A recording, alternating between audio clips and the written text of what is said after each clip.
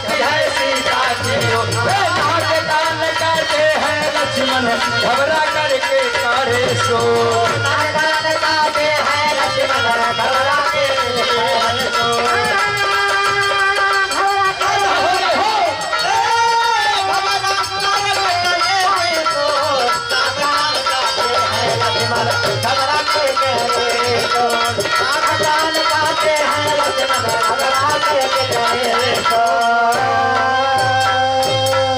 ₹1 के आशीर्वाद पुरस्कार समाज के सम्माननीय परम आदरणीय श्री चंद्र लाल प्रताप जी प्रधान जी चंद्रभानपुर के पावन सरजमी से आपके द्वारा ₹100 का पावन आशीर्वाद हाथ जोड़ के प्रणाम है। सब भाई के स्वरूप प्रणाम है, आशीर्वाद की प्रतीक्षा है। लक्ष्मण जी तिरस्कार फटकार लखन के सुपंखा तब सह न सकी, क्रोधित कापन लगा कलेजा आपे में तब रह न सकी। विकट रूप विकराल बना के झपटी है सीता की ओर। जब वहीं सीता जी के तरफ सुपंखा गई तो नाक कान काटे हैं लक्ष्मण घबरा करके करे सो। तुरंत लक्ष्मण जी अपन धनुष बाण उठौलन नाक कान काट लेना सुपंखा।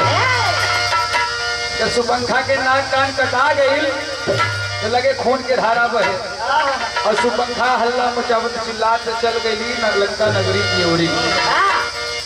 तो भैल का तर्ज बदल गई, बिरहा में तर्ज है बा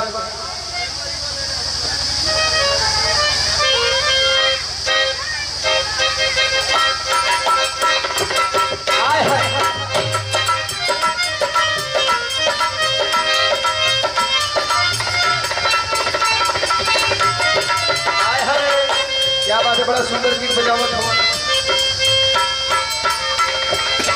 ये गीत बहुत पुरान हो गई, लेकिन जब रहा लगी तो बहुत पूरा चारों ओर यह गीत छाए रहे। कौन गीत बा भैया?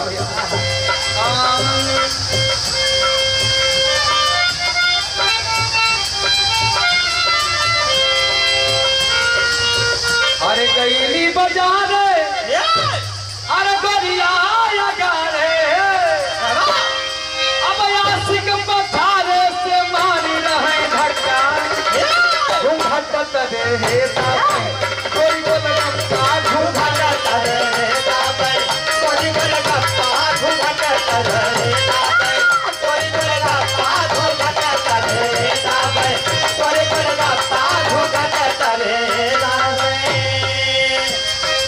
ऐसे दोनों माता जी रहलिन कहलिन जब तो पतो तो गोलगप्पा खाए जा हम आप पतो का करत घूंघट के नीचे। अरे घूंघट रे हे पान सुपर गुटका घूंघट पान सुपर गुटका घूंघट रे पान सुपर गुटका इधर हो कावा सुपंखा के ने जब लंका नगरी तो अपन भाभी मंदोदरी के पास पहुंचे।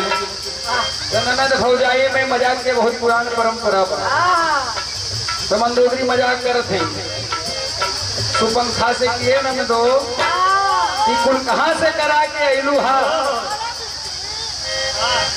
ये बिगड़ी कहाँ से करा के अब ताड़ू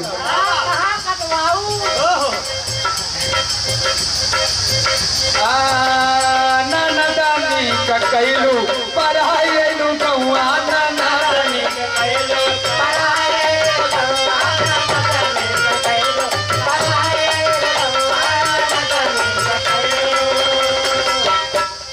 ननदनी का कैलू पराई अइलू गौआ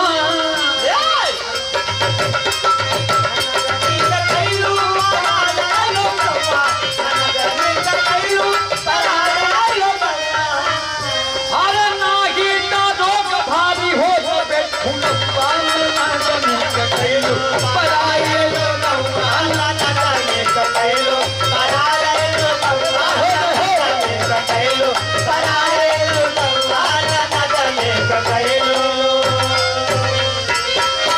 बात जब कहलिन मंदोदरी सुपंखा से सुपंखा का दिन देखा भौजी अरे डाला नमक चीनी जलने पे भौजी डाला नमक चीनी जलने पे भौजी डाला नमक चीनी जलने पे भौजी मैंने भौजी देखा जरे तो नमक चीनी छिड़का होता कोई का नाम देखा मरने